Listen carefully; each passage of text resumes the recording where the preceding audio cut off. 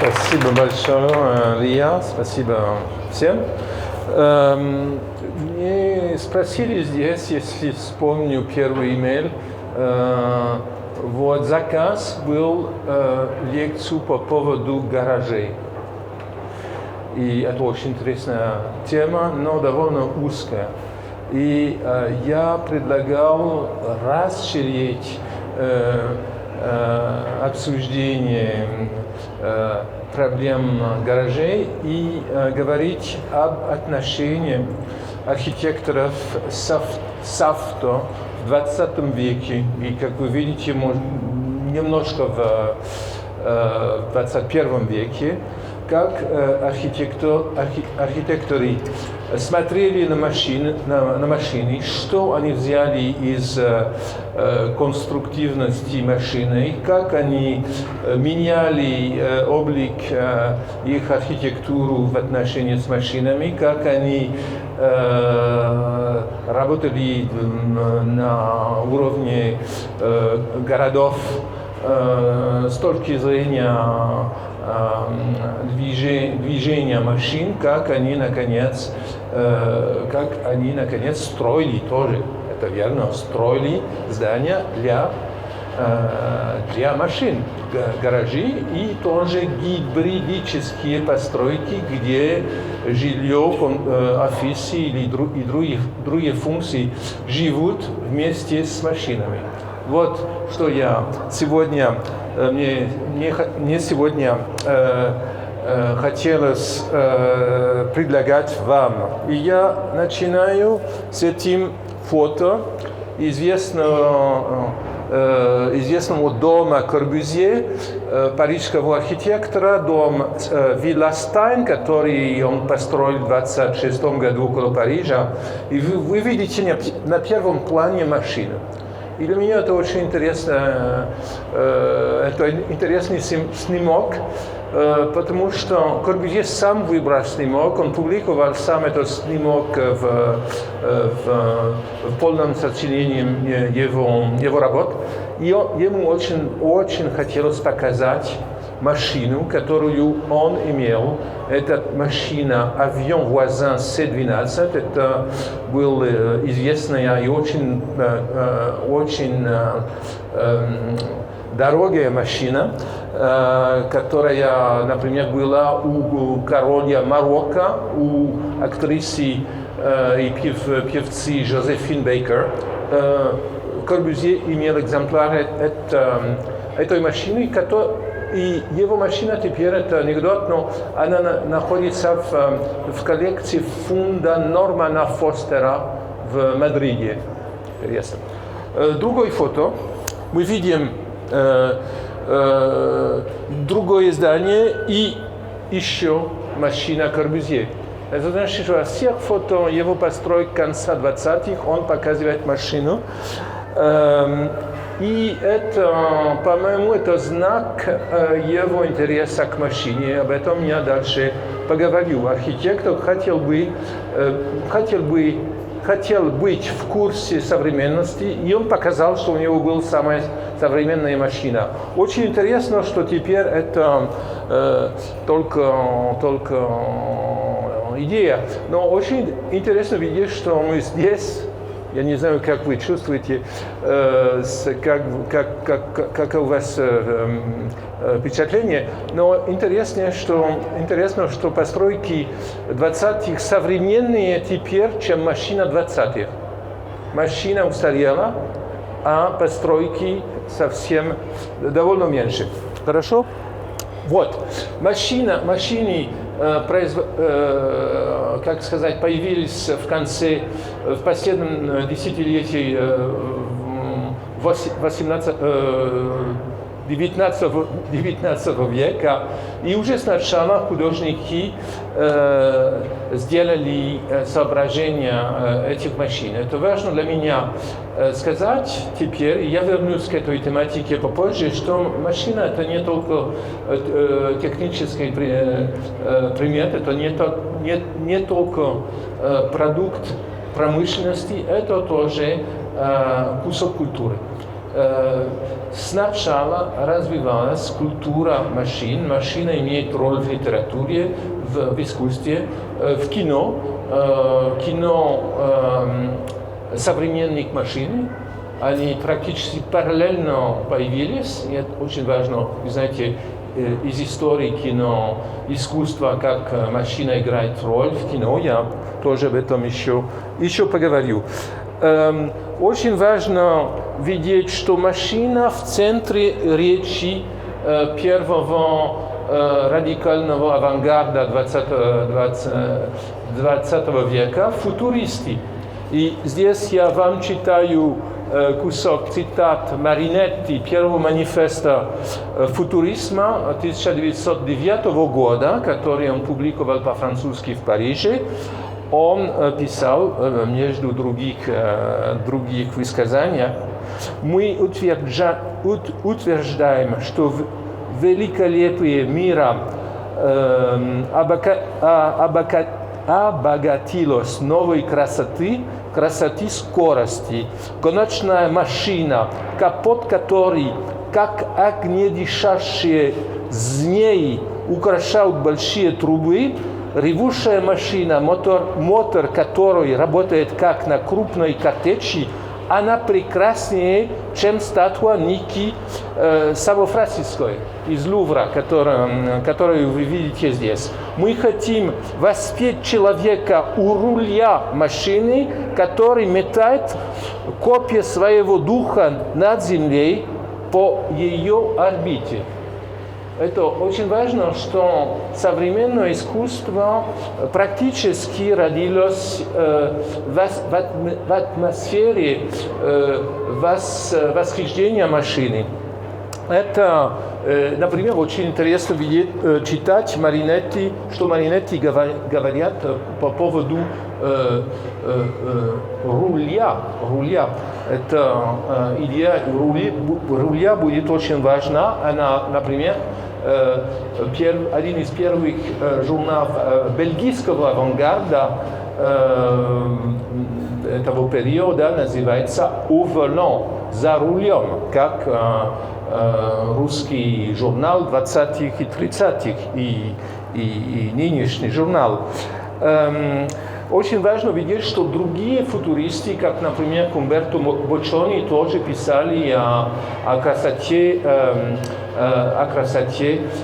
скорости на машине или во воздухе.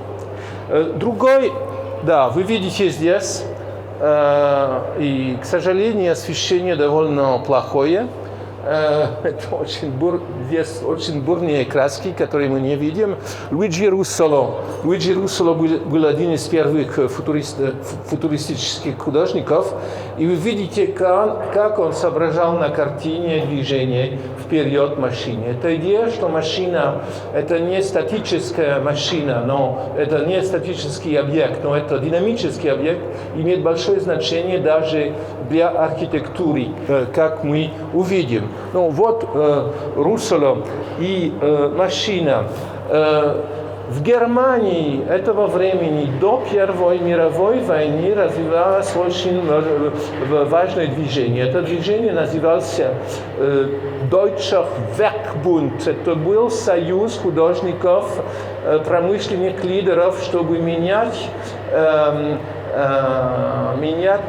немецкую индустрию. Они практически были первые, которые развивали концепцию современного дизайна.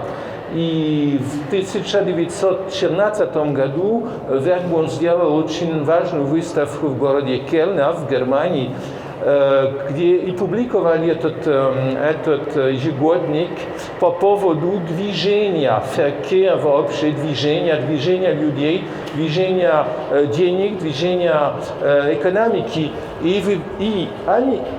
И на этой выставке несколько из членов Werkbunda показали их работы в области дизайна автомобилей. Это очень важно видеть, что автомобиль и на центре первых попыток, чтобы создать современную культуру в области материальной культуры. Это вот и сделал Werkbund. Очень важно видеть, что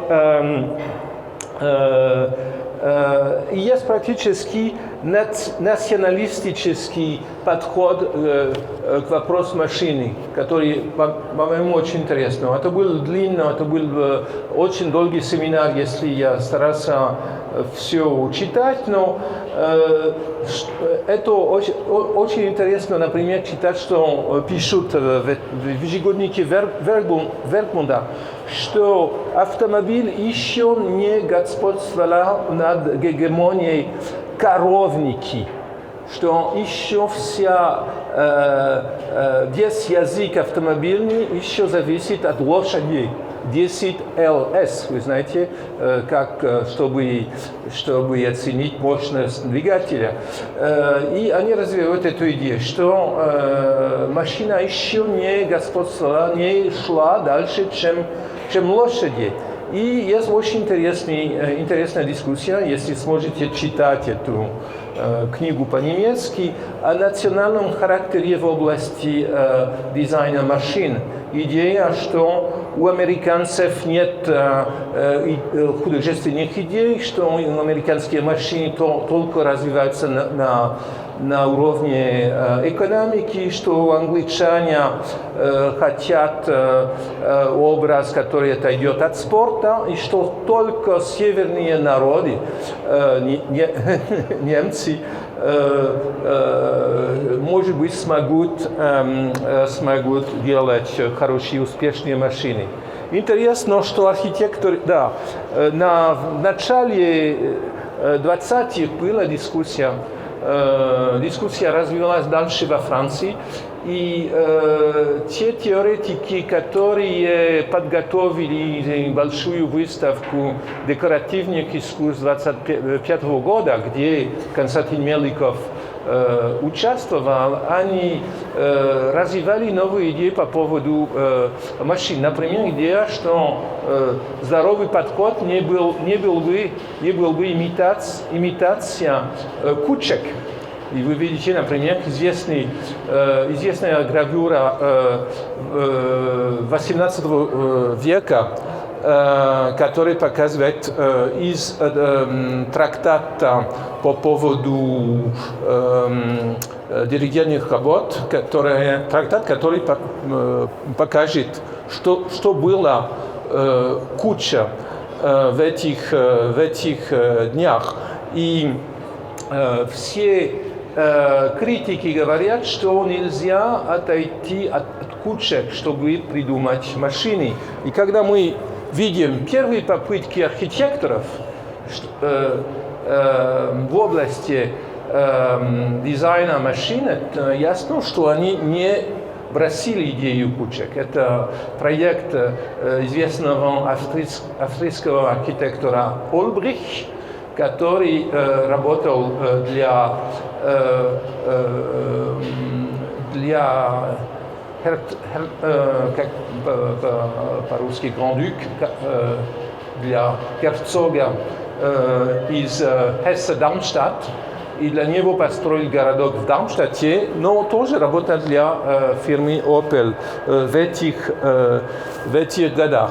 И интересно, что критики говорят, что направление работ для здоровой работы в размещении автомобиля было изучение аэродинамики. Вот. И автомобиль шла в это направление, я об этом еще что-то скажу. Но мне надо теперь говорить об архитекторах и об теоретиках современной архитектуры, которые видели в машине не просто формы, но тоже урок конструкции. Первый из них был Корбюзье. Корбюзье публиковал в начале 2020 году эти статьи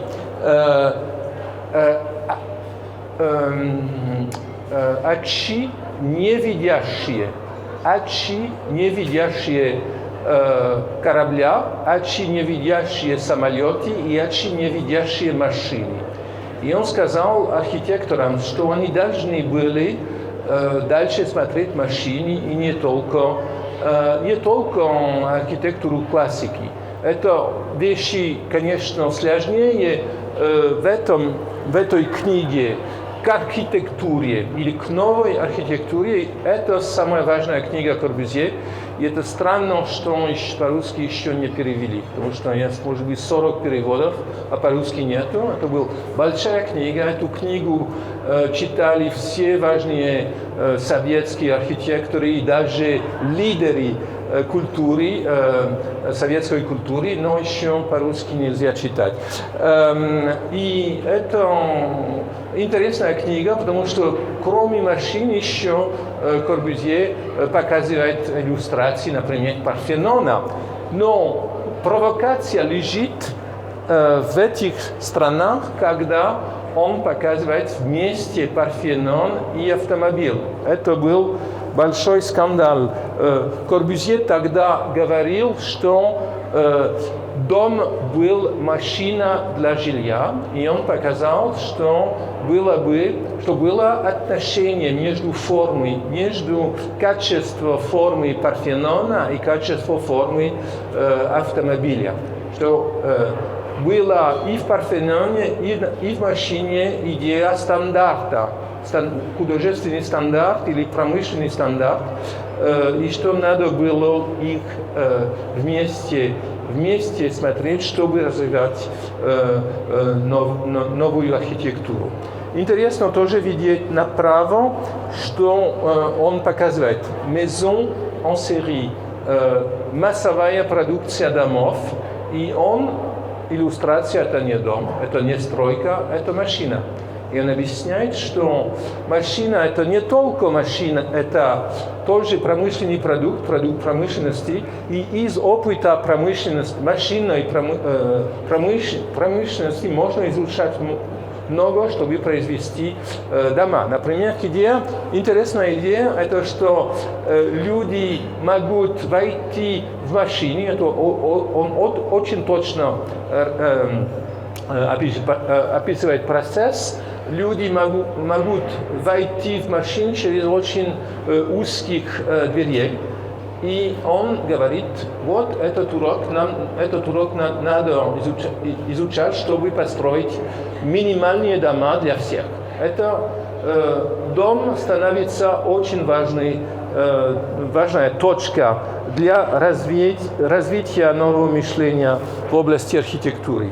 И один из прототипов домов Корбюзье, который вы видите наверху, он называет Citroën. Citroën – это слово, которое отойдет от машин Citroën.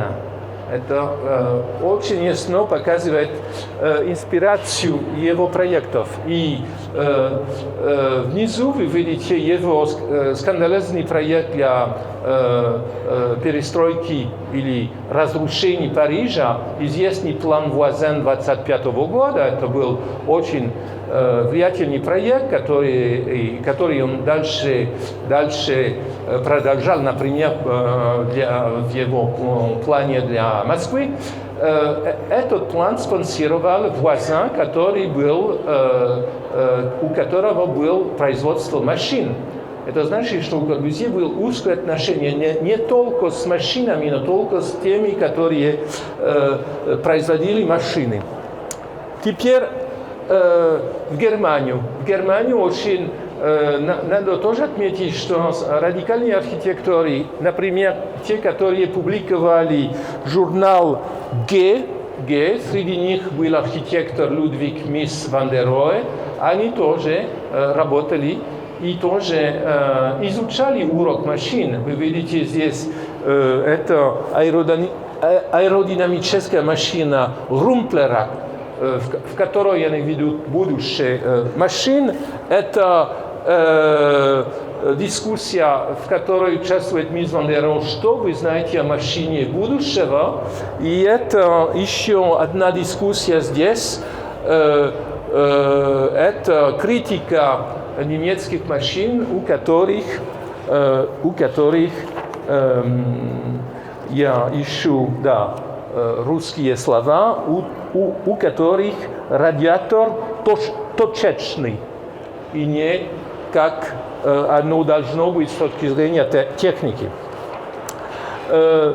И теперь Советский Союз, где практически машин не было. Было очень ограниченное количество машин, но все-таки идея машины была тоже в речи авангарда. Один пример – это вот книга Тарабукина «От Мольберта до машины», где он пишет, это свободный мой перевод из французского, извините, или ошибок, он говорит, что основа продуктивистического мастерства находится в глубине рабочей жизни и не на Парнасе. Старый Пегасус, как говорят, Пегасус, летающая лошадь, Пегас, старый Пегас умер. Его заменил автомобиль Форда. Вот между Пегас и Форда. Стиль современной эпохи создают не Рембрандты, но инженеры. Вот очень ясно видел, что новая культура нашли в заводах автомобилей. И это значительно важно, что в Советском Союзе самый популярный иностранец был Генри Форд в этих годах. Публиковали сотни тысяч экземпляров его мемуарах «My Life and Work», «Моя жизнь и мои достижения». И советские заводы производили без разрешения его тракторы Ford Zone, это, по-моему, очень знаменитая картина Филонова из завода в Ленинграде, где цех Форда не было, но где производили имитации фордовских тракторов. Очень важно видеть, что как развивалась культура автомобилей в России практически без автомобилей в 20-х. Вы видите здесь коллаж, здесь не коллаж, дадаиста Раула Хаусмана, который он сделал в Берлине в 1920 году. Хаусман писал, что Владимир Татлин, который, это не, конечно, это не портрет Татлина, это, как сказать, идеальный проект Татлина. Татлин – это человек, у которого в голове ничего нет, кроме машин, цилиндр автомобилей, тормозы и руля.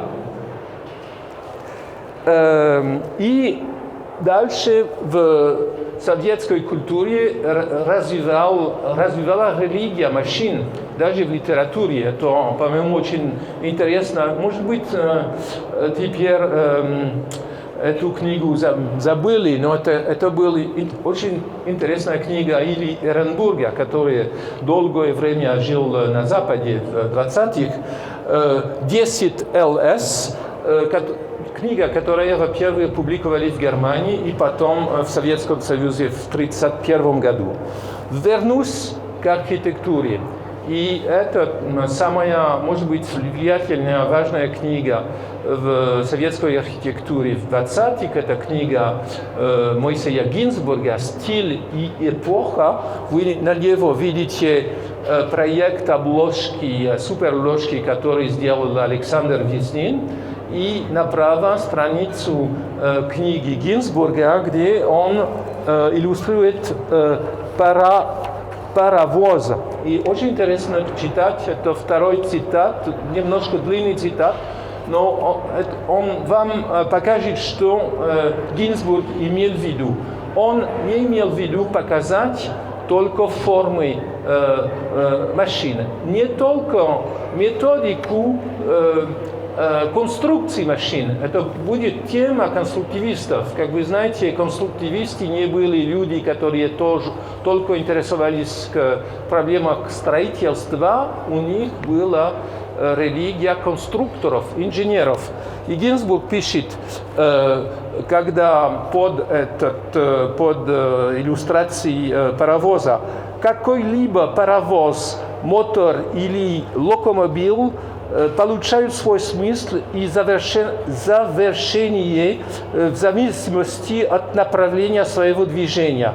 Уже сама композиция паровоза, расположение его отдельных элементов, трубы, колес, топки и шендера, все это функция не только определенного движения, но и определенного направления его. Не двигающий паровоз для нас полон той же выразительности именно потому, что его композиционное разрешение полно и исчерпывающе определяет динамический смысл его. По неподвижному паровозу мы легко постигаем его динамический смысл, ибо он выражен самой композицией его. И дальше он показывает машину. Вы видите налево машина, направо архитектурный проект. Это дворец, проект братьев Вестниных для конкурса Дворца труда 23 года.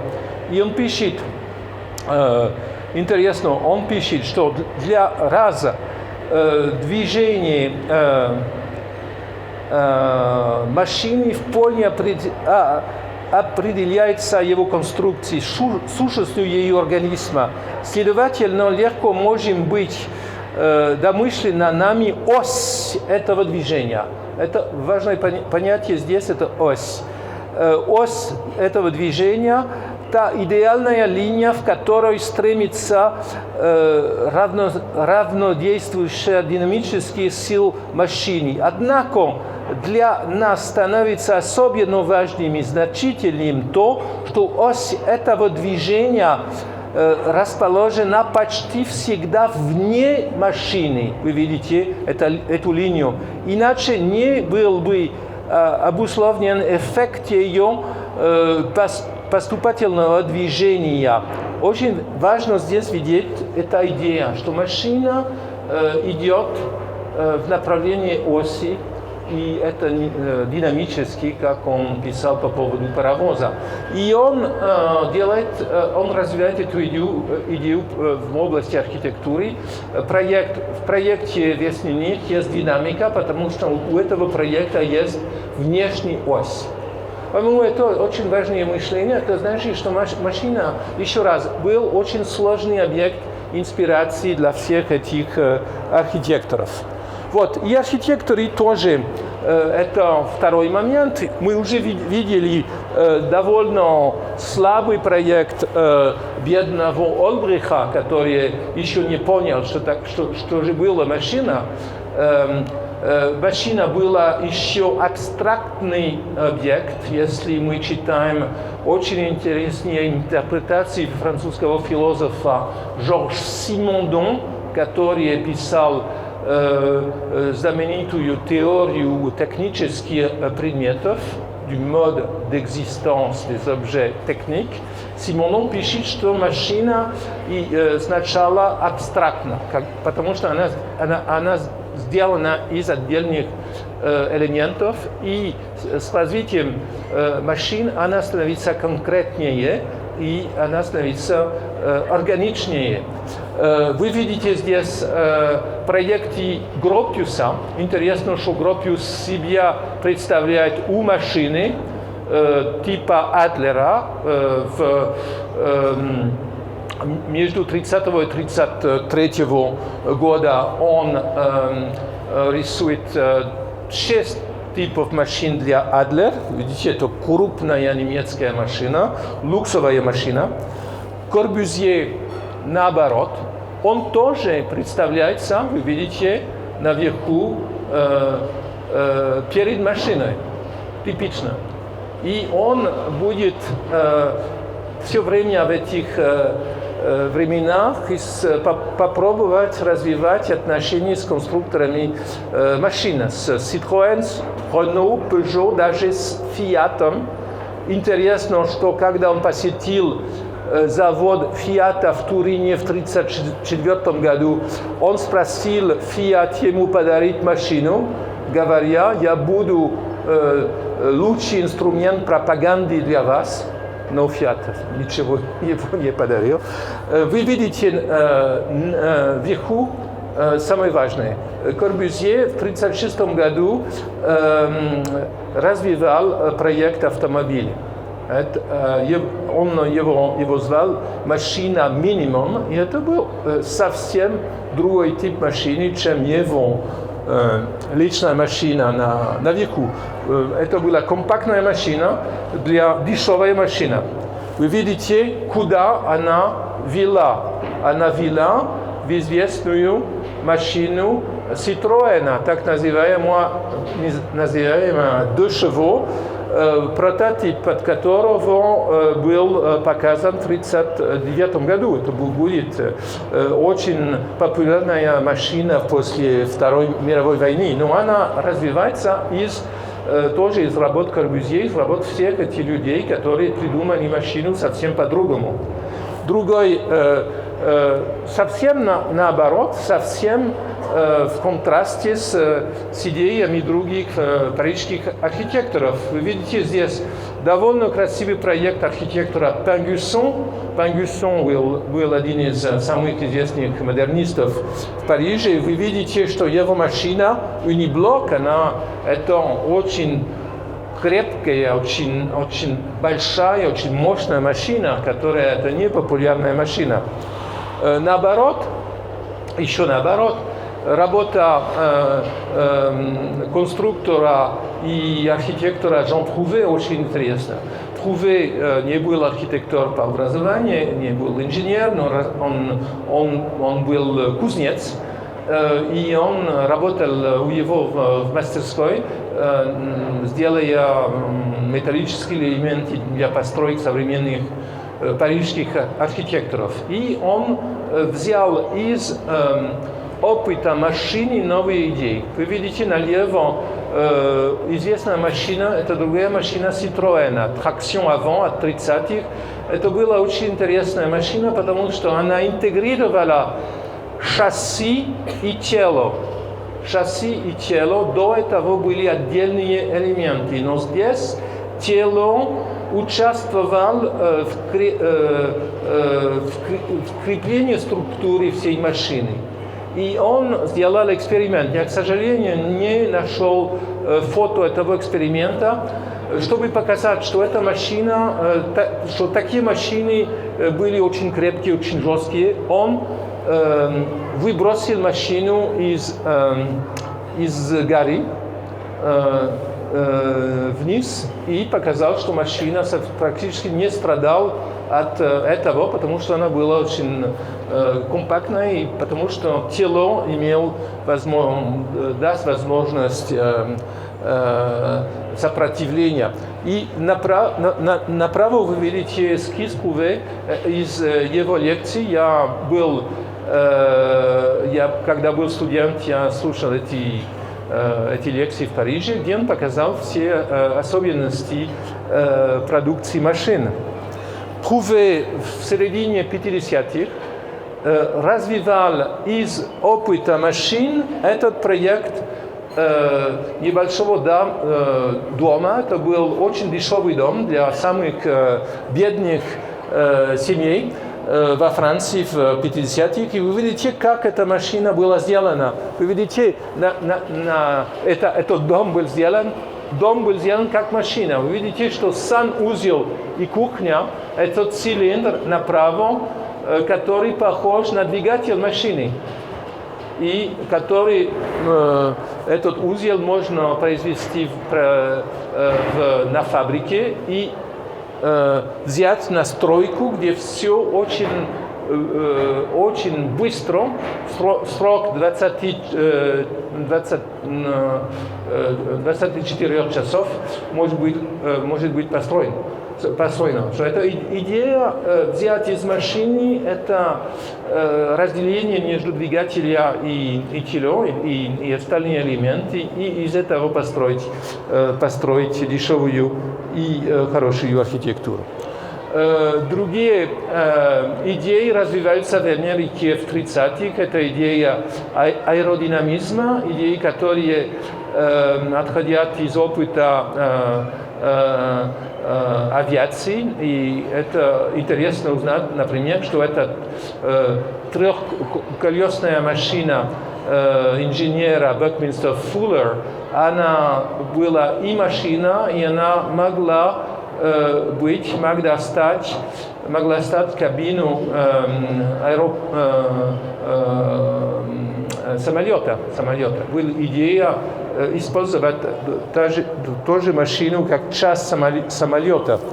Это 30-е годы в Америке, это развитие аэродинамизма, так называемый streamline. И промышленные дизайнеры, как Реймонд Лоуи, развивают новые идеи для машин. Вы видите здесь идея Лоуи. Это иллюстрация книги, которую он публиковал в начале 50-х, где он покажет возможная эволюция машин. Была такая идея, что машина была как природная, что должна учить урок природы и менять, как меняла природа, меняли животные с начала истории Земли. Вы видите проекты Лоуи. Интересно, что Лоуи пригласили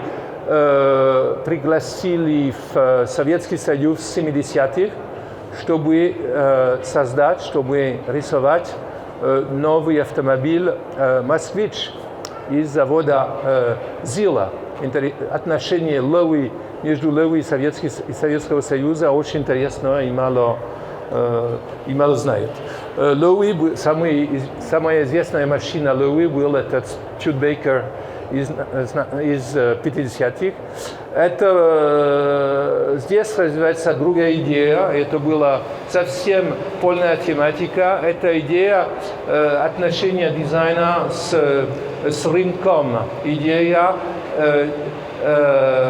ежегодного изменения дизайна машин, чтобы создать новые условия на рынке. Новые желания у покупателей. И Лоуи участвовал в этом, но очень творчески. Другой тип, который тоже работал в области аэродинамизма, он был дизайнер, он работал для театра сначала. Его звали Норман Белл Геддес, он работал вместе с Фрэнк Ллойд Райтом. И вы видите его эти автомобили из начала 30-х, которые были придуманы как каплы. Вот. И последняя глава это был тупик, но была интересная попытка архитектора Ренцо Пиано, которого вы знали, работать вместе с Фиатом, чтобы создать машины. И это был интересный проект, потому что он шел наоборот. Корбюзье и другие попробовали ввести в дом уроки автомобиля. А Пиано, наоборот, попробовал построить автомобиль как постройка. Скелет, каркас и оболочка. И это дальше не шло. Теперь постройки. Постройки для автомобилей. Это, во-первых, предприятия, где идет производство машин. Это первые фабрики в Детройте архитектора Альберта Кана. Вы видите здесь знаменитая фабрика в Хайленд Парк, которая назывался Crystal Palace. потому что она была, как вы видите, были очень большие стеклянные окна. Crystal Palace была фабрика, где Ford первым устроил цех известного автомобиля Model T. И вы видите производство этих машин в Детройте. Из опыта Форда развивалась эта гигантская фабрика завода Фиата, которая строилась в Турине после Первой мировой войны. Архитектор Мате Труко очень хорошо знал американский опыт. Он бывал в Детройте, и вы видите, что это не только фабрика, это фабрика и тоже, как сказать, автодром на крыше. Фабрика, длинность фабрика 800 метров, практически километр. Это важный монумент автомобильной культуры, который был переделан Ренцо Пиано 10 или 15 лет тому назад. Здесь вы видите, что архитекторы очень любили эту фабрику. И это другой уровень отношения с автомобилем. Это отношения с фабриками.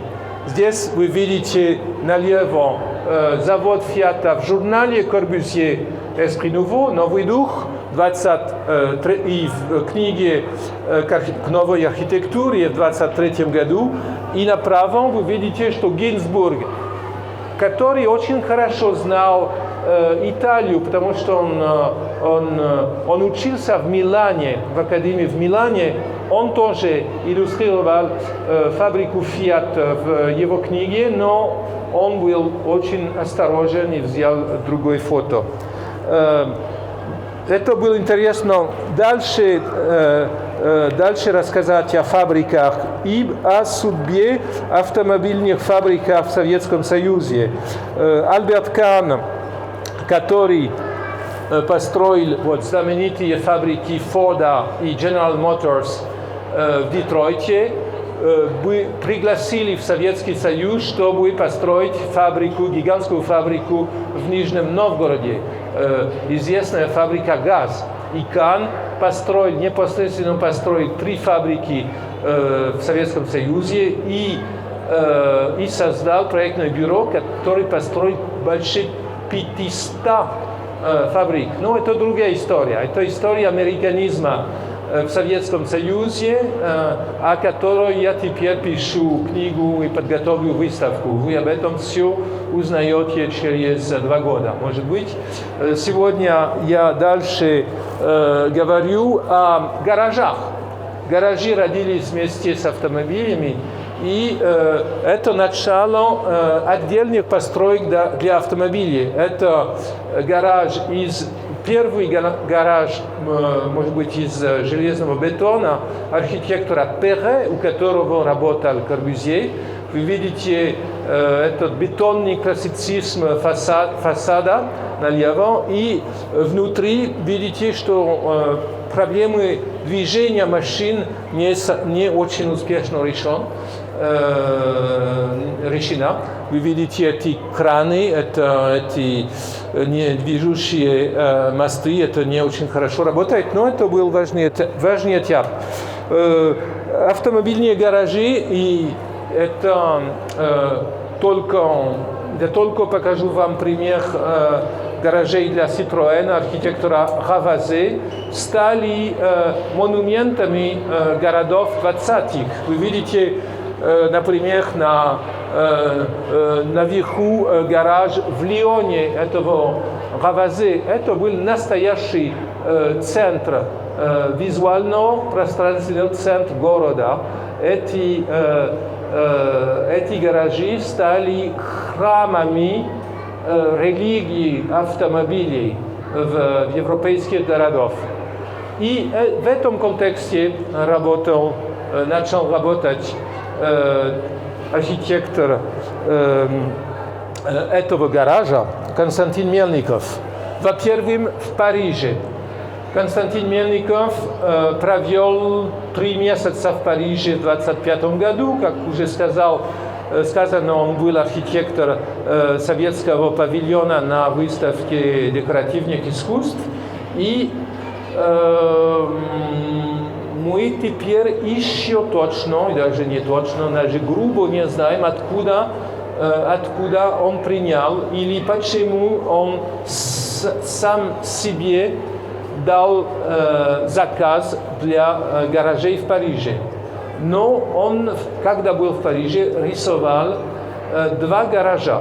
Это первый из них, это гараж «Мост на Сене», это сумасшедший проект, идея иметь. Он развивает идею павильона Советского Союза на выставке. Вы видите, что один корпус идет в этом направлении, другой, что рампы идут в другое направление. Это очень интересный, как часто у Мельникова противоречивая композиция. И вы видите эти большие атланты, которые несут строение. Конечно, идеальный проект, который не был публикован в то время. Этот проект совсем забыли и только открыли, когда первые исследователи, и в том числе и я, когда был мальчиком, 40 лет тому назад, появились в мастерской Мельникова, чтобы смотреть на его ранние рисунки. Практически не было публикаций. Второй гараж был совсем по-другому. Это был практически кубус. Так можно сказать? Кубус. И вы видите, что тоже изнаружи можно иметь представление движения машины. Вы видите, это рампа и автомобиль, этот рамп и автомобиль, который и можете придумать автомобили, которые постоянно проходят на фасаде здания. Вот другие рисунки, видите налево план, разрез и эти рампы. Видите, что это очень динамический проект, практически в духе Пиранези. И налево видите другой план, это план движения. Видите, что он придумал совсем гигантские строения для Парижа. Надо отметить, что если мы стараемся понимать, откуда он развивал этот заказ, в Париже после революции в русской эмиграции были очень много шоферов такси. Я даже вспомнил, когда в детстве, в 50-х, еще работали некоторые из этих старых российских аристократов, которые еще вели машины. И, может быть, Мельников имел контакты с эмигрантами и из этого имел идею создать гаражи для такси. Это гипотеза.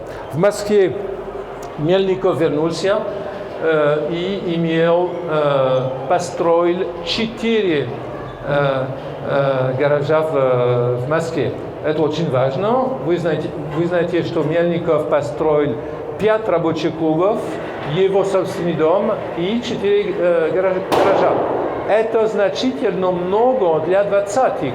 Довольно мало строилось в Москве и еще меньше строилось в духе инновативной архитектуры. Первый гараж, который находится не очень далеко отсюда, это был гараж для грузовиков.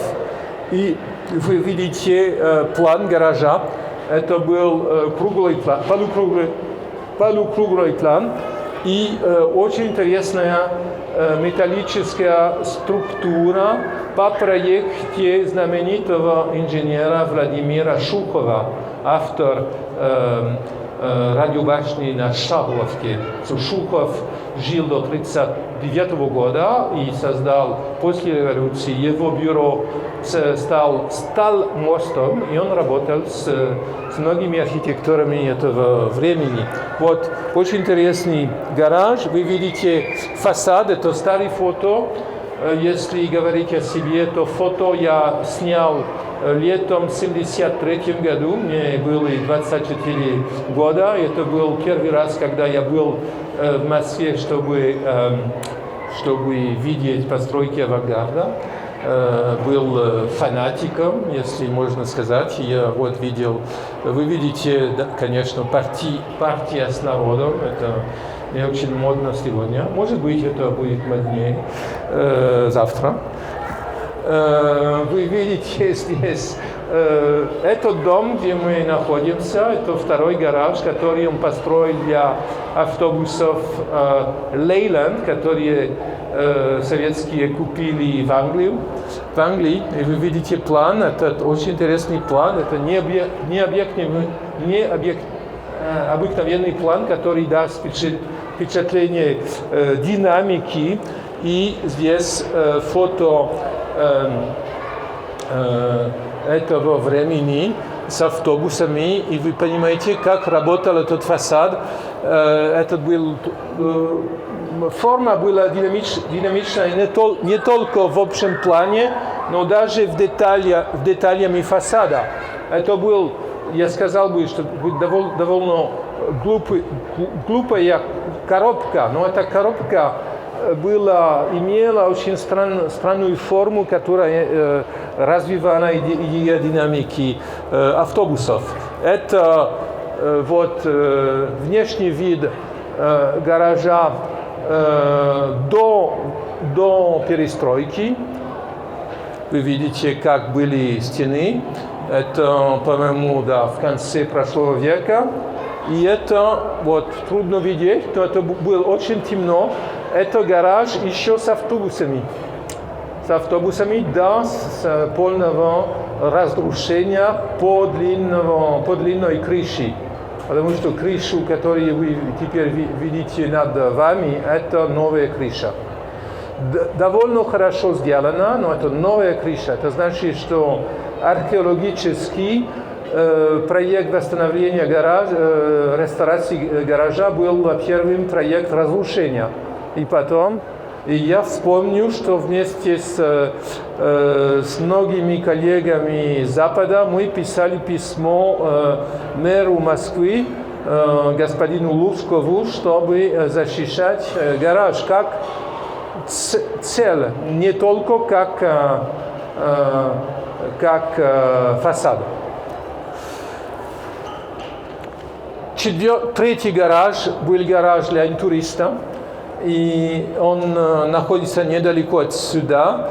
И это другая идея, тоже идея динамического движения автобусов или машин внутри здания. Видите, идея еще имеет машины снаружи, но это была статическая машина.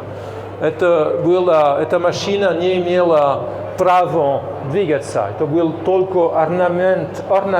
Вы видите перспектива, которая вам показывает все-таки, что это гаражи, это коробки в основном, что это здесь что-то другое существует. Вот гараж сегодня.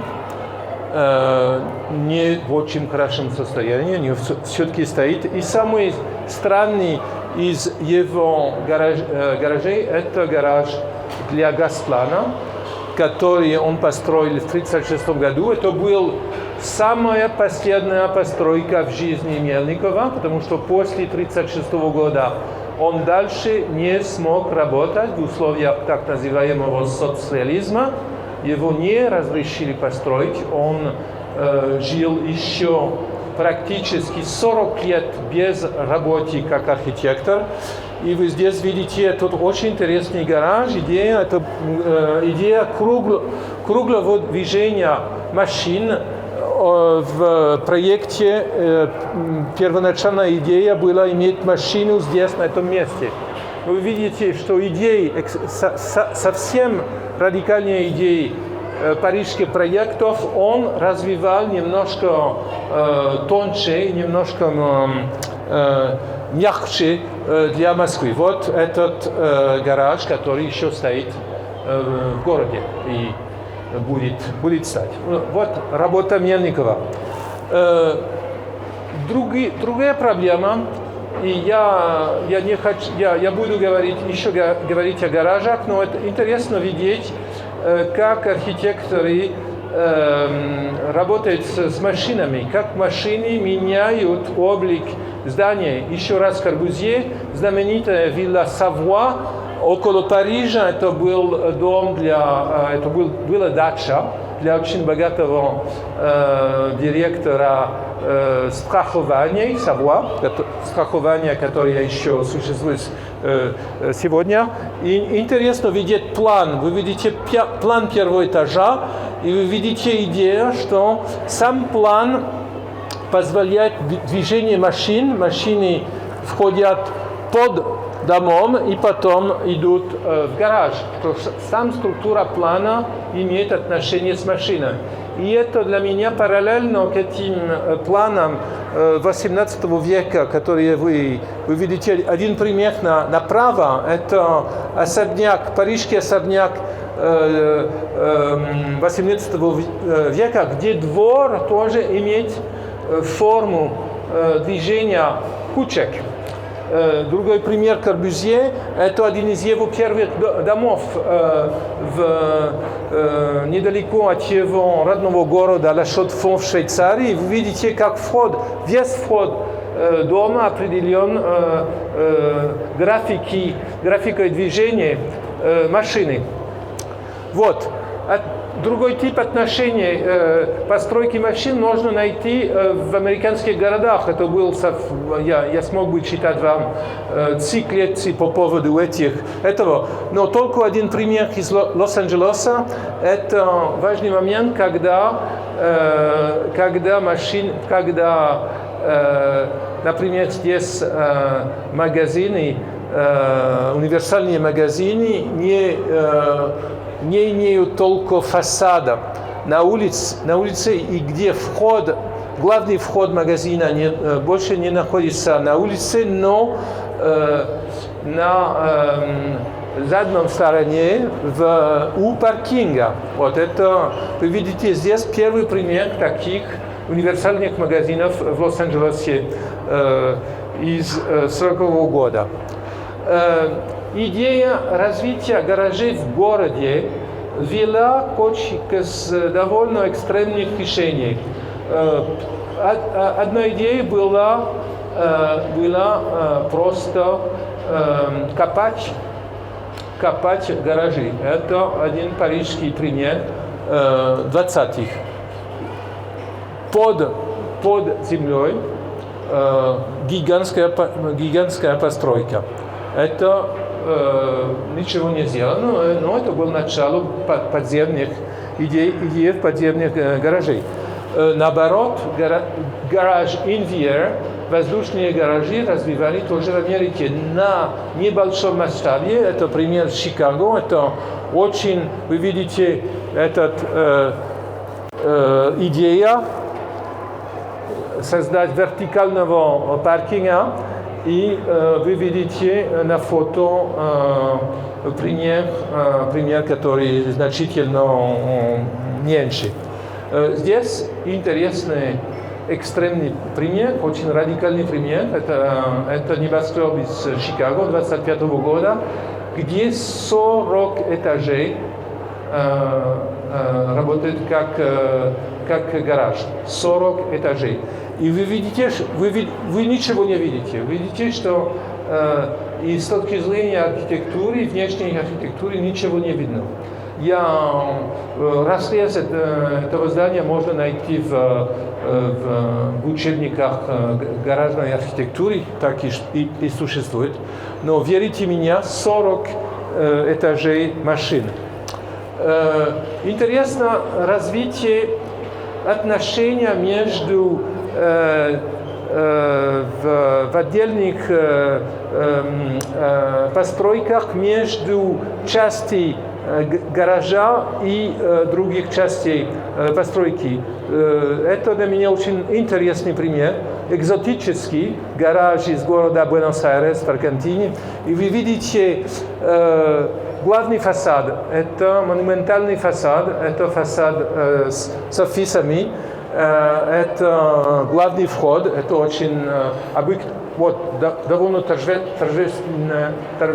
торжественный дом для офисов. И вы видите, задняя часть – это фабрика, архитектура фабрики. Она объективнее, она деловая, это часть для машин. Другой пример работы на гараже – это, может быть, наконец, осуществление идеи Мельникова. Это знаменитый гараж в городе Дюссельдорфе из 50-х, где вы видите, что движение машин снаружи становится главным архитектурным орнаментом постройки.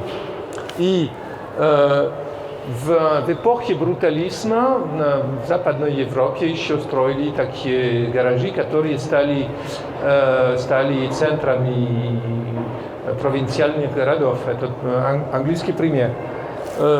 Да, архитекторы работали для гаражей, и даже в 50-х придумали очень интересные решения.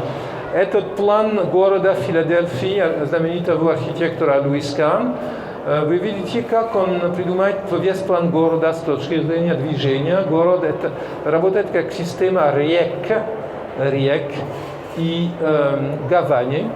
И он придумает эти круглые элементы, это гаражи этого типа. Вы видите? И это, что интересно здесь, это гибрид между гаража и жилых домов. Идея, что гаражи и жилые дома могут жить вместе в городе. И, наконец, другие инновативные и утопические проекты, которые для меня очень важны. Это проект, который строится в Каракасе. Это была идея торгового центра с паркингами. Видите, эта идея, это как спираль, и машины идут до вершины постройки. Есть история к этим типам проекта, и для меня этот проект отойдет из раннего проекта Фрэнка Ллойда Райта, который он рисовал в 1923 году. Это идея создания обсерваторий где-то в юге Америки, в юге Соединенных Штатов. И вы видите идею. Это обсерваторий, но спираль идет вокруг постройки, спираль с машинами, и машины дойдут до самой вершины. Это проект рисовал Рихард Неутра, который сразу после этого уехал в Лос-Анджелесе. И вы видите здесь в Каракасе, как этот проект стоит пустой сегодня. Это может быть один из самых сумасшедших проектов, которые были придуманы. Более интересные проекты сделали архитекторы, которые попробовали дать интересную форму, интересный облик гаражам. Это известный гараж торгового центра Санта-Моника Плейс, который построил Франк Герри в конце 70-х. Один из первых больших построек Герри. И идея – это использовать здесь гараж как прибор для брендинга торгового центра.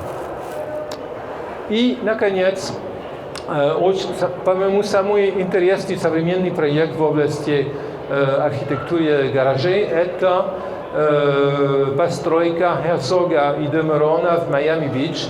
Это очень интересный гараж, потому что это не только гараж. Это место, где гараж даст, если могу сказать, гостоприемность другим функциям. Внутри гаража найдешь магазины, найдешь общественные службы. Гараж как мегаструктура, где много других вещей, кроме автомобилей. И даже жилье.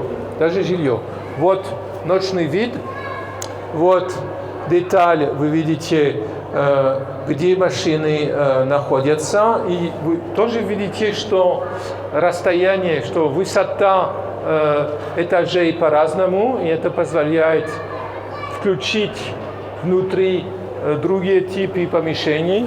Вы видите здесь отношение с городом, очень спектакулярно, интересно. И, наконец, что существует внутри гаража. Гараж – это как большая рамка, большая структура для разных типов использования. Последняя и предпоследняя точка – это от машины до города. Как автомобиль определит новые типы проектов для города. И еще раз нам надо смотреть на работе Корбюзье. Один интересный источник – это проект Энара, архитектура Энара 1910 года для нового типа улицы. Вы видите, эта улица – это искусственная улица, она не находится на уровне земли, это механизированная улица. И вы тоже видите направо, что дом меняет, чтобы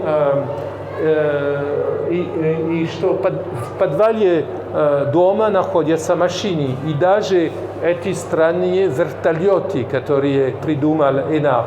Это, как сказать, это трансформация дома для использования автомобилей и этих странных воздушных машин. Вы видите здесь примеры этих подходов. Это Marina City в Чикаго, где Бертранд Голдберг, очень хороший чикагский архитектор, придумал это. Это отвечает, конечно, к небоскребам, которые я уже показал. Но вы видите здесь, как идеи Энара развивались после десятилеток в Америке.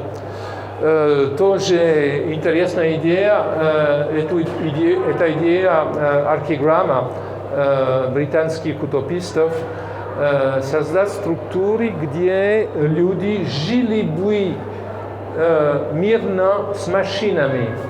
Этот проект архитектуры для свободного времени, free time mode, и вы видите как все эти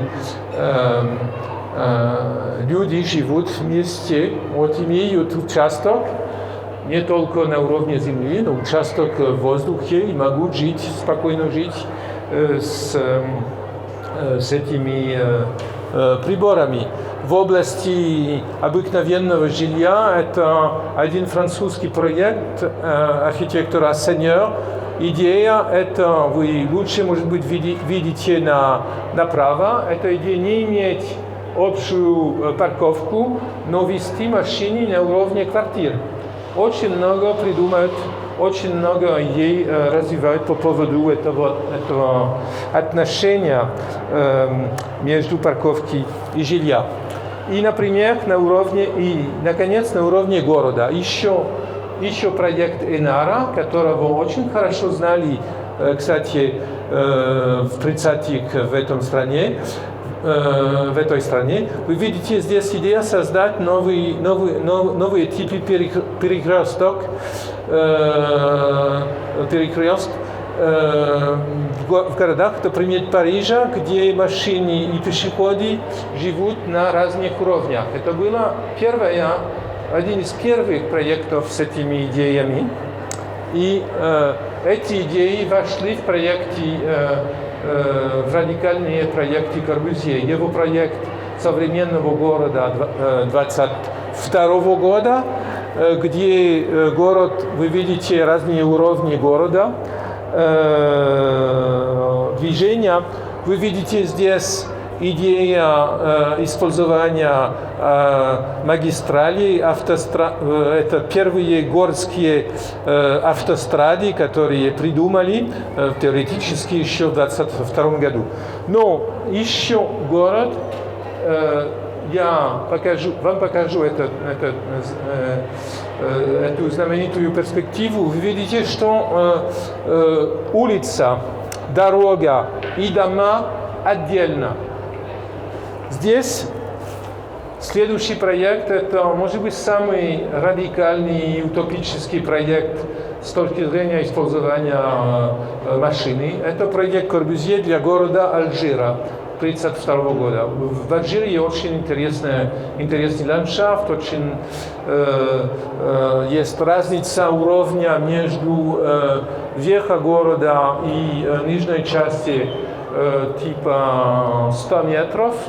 И вы видите, что Корбюзье, он использует автостраду, которую вы видите на первом плане, чтобы построить жилье. Люди живут здесь, под улицей. И это, конечно, радикально и может быть глупая идея. Вот план этого проекта, старый город налево.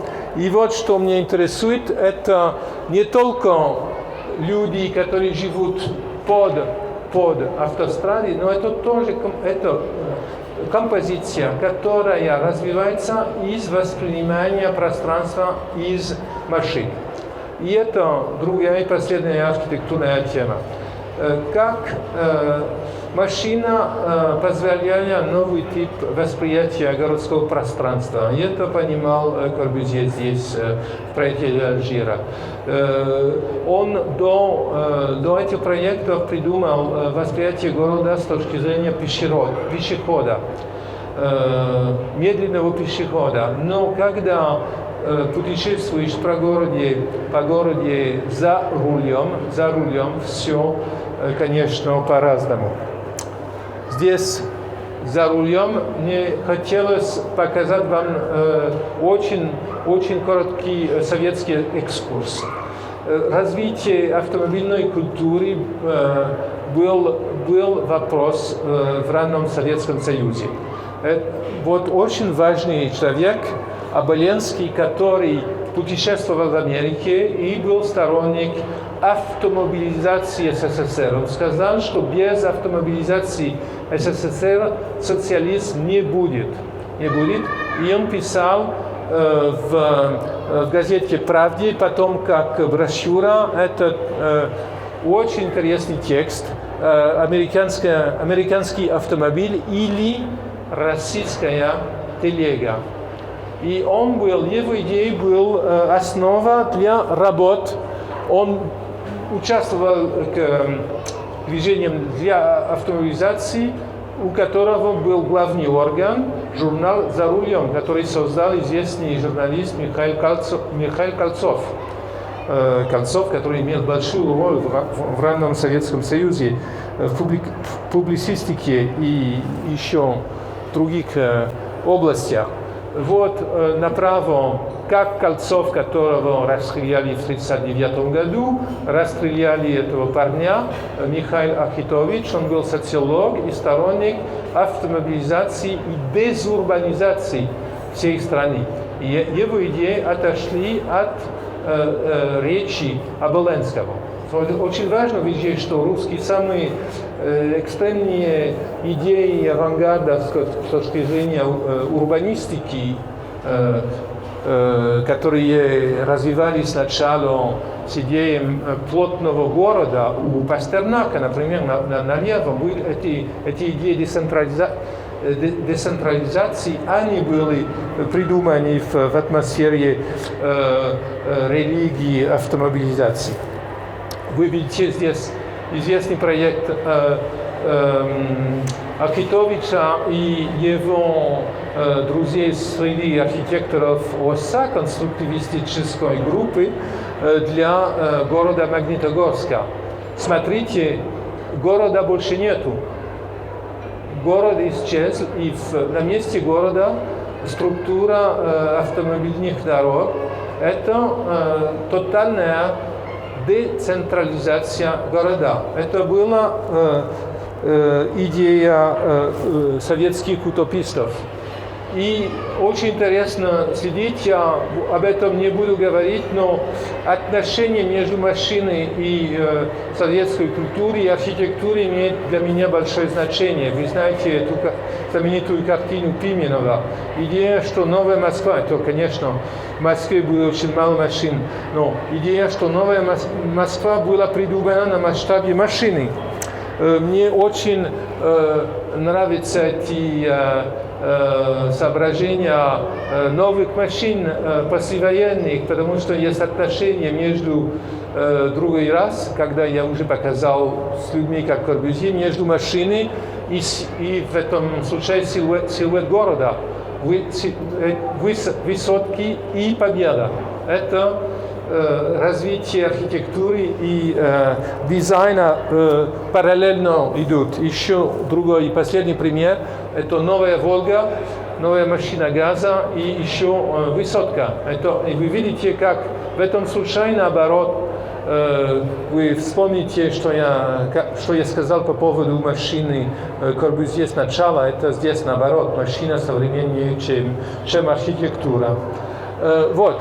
Но я хотел показать параллельный подход к работам дезурбанистов. Это работа Франка Ллойда Райта. И даже работа, которая шла дальше, чем Корбюзье. Корбюзье сделал планы городов, где дорога была основная структура. А здесь, как у дезурбанистов в Бродекер-Сити, проект, который придумал Райт в 1935 году, города больше нету. Это большая территория, где нельзя жить без машины. Его идеи отошли от его ранних проектов для города Лос-Анджелеса. Лос-Анджелес был очень, как вы знаете, уже был очень большой город, который распространялся, во-первых, через использование трамвая и потом через машин. И Райт придумал проекты для для Лос-Анджелеса, где машина была как инструмент структурирования средств среды. От этого проекта идет соображение Бродекер-Сити и позднего варианта Living City, живущий город 1958 года. Вы видите, тоже интересно видеть эти очень странные машины, которые рисовал Райт на первом плане. Машины, которые похожи на улитка. Очень странные футуристические машины. Но вы видите, что машина живет в городе, и архитекторы придумают проекты для жизни машин в городе и тоже для развития территорий без городов, используя машины. Другие проекты этого типа, и, может быть, парочку еще вам покажу, это довольно сумасшедший проект и довольно скучный проект английского архитектора ландшафта Джелликой «Мотопия». Мотопия – это компромисс, это гибрид между мотор и утопия. Идея, что сами постройки и улицы, они одинаковые, они те же структуры. Это, по-моему, совсем глупая идея, но все-таки имел момент славы в конце 50-х.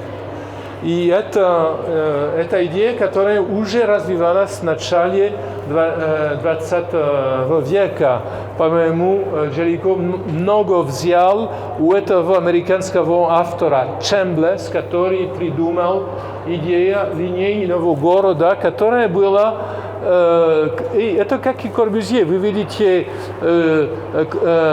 жилые дома. Вот этот город – это один длинный жилой дом, который развивается тоже как линия железного дорога и как улица. Наконец, восприятие, да. Восприятие города из машины – это тоже была тематика работы архитекторов в рамке развития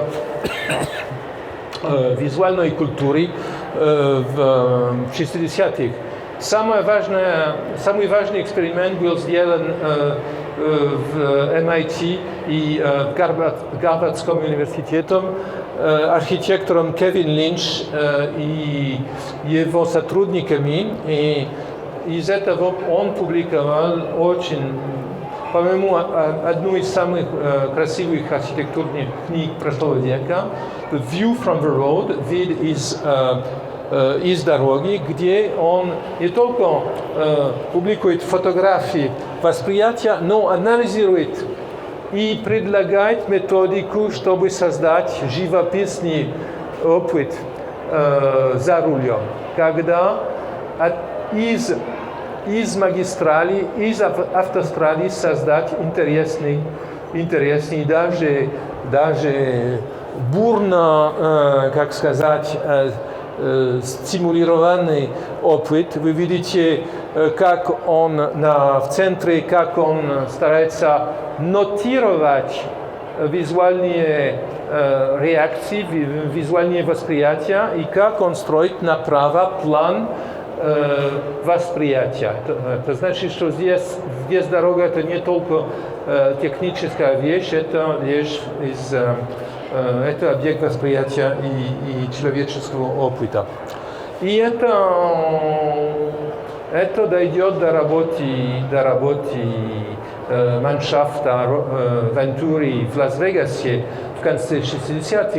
Вентури очень хорошо знал работу Линча, но у него была другая программа. Это была программа восприятия пространства и программа отношений между постройкой и визуальной коммуникацией. Вы видите здесь материалы из большого издания его книги. И здесь, по-моему, самые важные иллюстрации – это анализ восприятия города на разных высотах, на разных скоростях. Вы видите наверху восприятие парка Версале пешком и внизу восприятие стрипа в Лас-Вегас на машине. Это тоже очень важная глава в истории отношений между архитектурой и машиной. Машина меняет восприятие города и позволяет создать новый тип событиях, визуальных событиях. И мне хотелось вам показать, наконец, несколько слайдов, очень мало, чтобы вернуться к тематике автомобильная культура. Нам надо вспомнить, что не только архитекторы, не только инженеры, не только социология, экономика и так далее, и прочее смотрели на машину, но что машина тоже стала протагонистом в искусстве, в современном искусстве. И очень быстро разные примеры, работа Олденбурга, который интересовался к аэродинамическим машинам, этот Airflow 69 года, сама машина из 30-х, знаменитая инсталляция Кинхольца в Лос-Анджелесе, это идея, что машина не была только технический объект, но практически машина была колыбель самых важных человеческих опытов, например, первая любовь в машине. Это была ирония работ Vostela, идея, что машина, которая была сначала инструмент подвижности, мобильности, наконец стала, об этом все знают в Москве, меняла значение, потому что машина вдруг в больших городах не сумела движется. Это Vostel. Что машина это была тоже предмет для аварии и для очень больших трагедий. Это был очень иронически видно в фильме Годара «Уикенд» в 1967 году, что машины стали бы господствовать ежедневную жизнь. Это была идея, которую мы найдем в фильмах Жак Тати, как «Playtime» или «Трафик». Машина стала на центре работ неутопических группировок в Америке в 70-х. Это, по-моему, очень интересная, замечательная инсталляция группы Enfam в Техасе, где машина становится быть не только инструментом, но тоже речь об обществе и об отношениях между людьми и природой. И, наконец, я вижу очень интересную иронию в этих двух иллюстрациях. Вы видите налево работа художника Армана, который развивал очень много аккумуляции. Это было его понятие, аккумуляция. И вы видите налево это очень замечательную инсталляцию long-term parking машины, которые внутри бетона. И я вижу направо в башне для фирмы Smart, чисто коммерческий проект, очень, по-моему, не иронический, значительно серьезный параллель к работе Армана. Это значит, что иногда реальность отойдет или отвечает к предлагаемым художников. Спасибо вам.